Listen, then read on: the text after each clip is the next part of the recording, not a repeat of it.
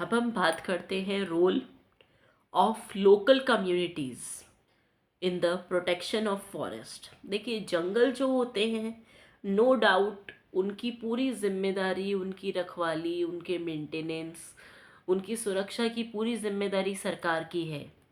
लेकिन एक बात ये भी है कि उन जंगलों में सबसे ज़्यादा जिसका हक है वो है वहाँ की लोकल कम्युनिटीज़ का। जंगल के आसपास जितने भी ट्राइबल लोग रहते हैं, जितनी भी लोकल कम्युनिटीज़ वहाँ बरसों से रहती हुई आ रही हैं, वहाँ पर उन लोगों का अधिकार बहुत पुराना है। तो ऐसा भी बहुत बार देखा गया है, ऐसे भी हमारे देश में बहुत सारे एग्जाम्पल्स देखे गए हैं जहाँ पर इन लोकल कम्युनिटीज़ ने बहुत बड़ी जिम्मेदारी उठाई है for the protection of forest. मतलब जिन जंगलों के आसपास ये लोग रहते हैं, जिन जंगलों से ही इनका ऑक्यूपेशन चलता है, उन जंगलों की रखवाली के लिए इन्होंने समय समय पर क्या कदम उठाए हैं। तो आइए चलते हैं बहुत सारे एग्जाम्पल्स की तरफ जो कि इस बात को साबित करेंगे कि लोकल कम्युनिटीज़ जो हैं उनका एक बहुत बड़ा रोल है इन the protection of forest and wild life resources. तो चलिए आगे चलते हैं। सबसे पहली चीज़ तो ये है कि conservation of forest and wildlife is not new in our country.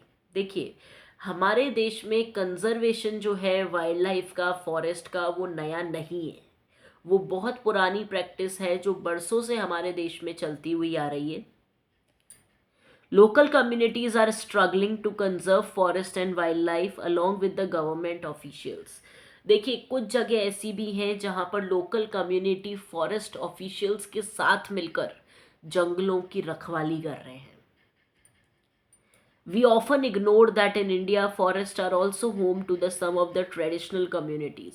और अक्सर हम ये बात भूल जाते हैं कि जंगल जो हैं वो बहुत सारी ट्रेडिशनल कम्युनिटीज़ का लाइवलीहुड का हिस्सा भी हैं, उनके लाइवलीहुड का साधन भी हैं।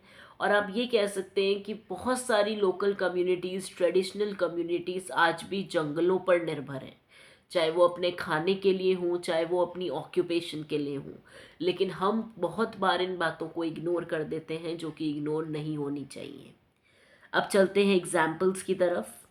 सरिस्का टाइगर रिजर्व जो है राजस्थान में, वहाँ विलेजर्स जो हैं उस जंगल के आसपास, सरिस्का के आसपास वाले, उन सब ने खुद ने एक प्रोटेस्ट चालू किया अगेंस्ट द माइनिंग कि इन जंगलों में किसी भी तरीके से माइनिंग एक्टिविटी नहीं होनी चाहिए।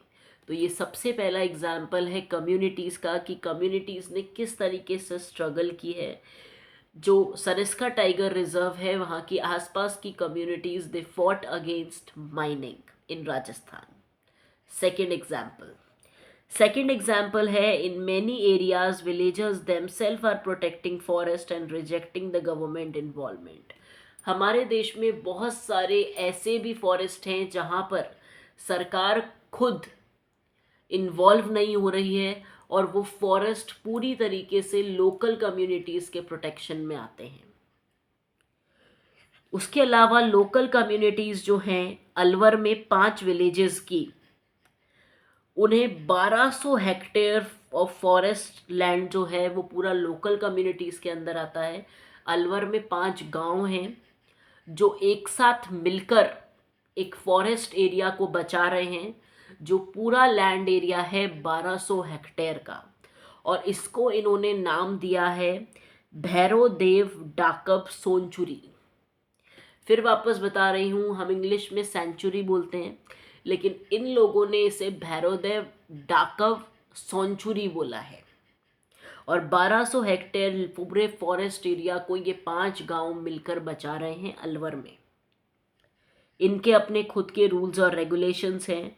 ये यहाँ पर हंटिंग अलाउड नहीं करते हैं और बाहर वालों का इन्वॉल्वमेंट भी ये लोग अलाउड नहीं करते हैं। उसके अलावा चिपकू मूवमेंट जो था वो हिमालय में लॉन्च किया गया था against the practice of deforestation, कि पेड़ों को नहीं काटा जाए। इस तरह का जो आंदोलन था, चिपकू मूवमेंट, ये हिमालय की तरफ चलाया गया था अगेंस्ट द डिफॉरेस्टेशन, जिससे डिफॉरेस्टेशन ना हो। इस मूवमेंट ने एफॉरेस्टेशन को एनकरेज भी किया और इस बात को भी एनकरेज किया कि ट्रेडिशनल मेथड्स को हमें ज़्यादा इम्पोर्टेंस देनी चाहिए, जिससे इकोलॉजिकल बैलेंस हमेशा बना रहे। उसके अलावा तहरी नदी जो है वहाँ पर भी बीच बचाओ आंदोलन करके एक आंदोलन चलाया गया था, और उस आंदोलन को इसलिए चलाया गया था जिससे क्रॉप प्रोडक्शन को डाइवर्सिफाई किया जा सके, और कैसे यूज से with the use of natural farming method, मतलब इसमें कुछ साइंटिफिक सिंथेटिक चीज़ों का यूज़ ना किया जाए और नेचुरल तरीके से फार्मिंग की जाए, जिससे क्रॉप प्रोडक्शन को और डाइवर्सिफाई और बढ़ाया जाए। तो ऐसा आंदोलन तहरी नदी के पास चलाया गया था, जिसे बीज बचाओ आंदोलन भी कहा गया था। तो ये सारे एग्जाम्पल्स हैं जिससे ये साबित होता है कि फॉरेस्ट कम्युनिटीज़ या फॉरेस्ट के आसपास रहने वाली लोकल कम्युनिटीज़ ने समय समय पर बहुत बड़ा योगदान दिया है जंगलों को बचाने के लिए।